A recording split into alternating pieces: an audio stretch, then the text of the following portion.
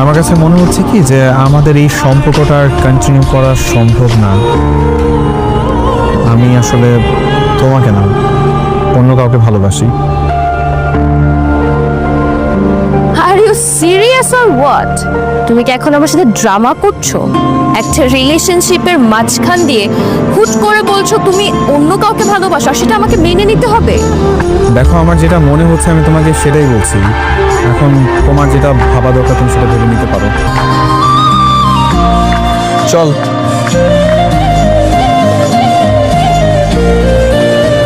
কি ভাবছেন? তুলনা আমার সবগুলো কথা এত মন দিয়ে কেন শুনছে? ও আমার একটা কথাও শোনেনি। ইনফ্যাক্ট ও শুনতেও পায় না। ব্যাপারটা অদ্ভুত লাগছে, তাই না? চলুন আমাদের পরিচয়টা কিভাবে হয়েছিল সেটা দেখেন।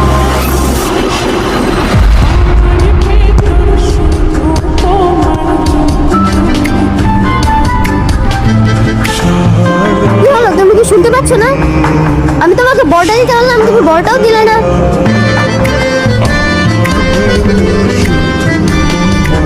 আবার এমন করে তাকে আসো কেন?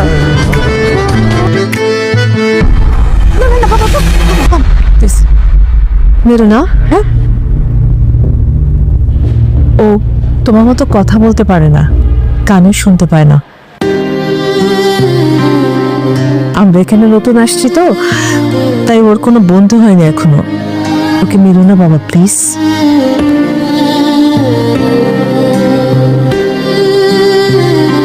আমি এখন থেকে তোমার বন্ধু। তোমার নাম কি? ওর নাম হচ্ছে তুলনা। তোমার নাম কি বাবা? আমার নাম রিশাদ। আমি এই পাশের ফ্ল্যাটে থাকি।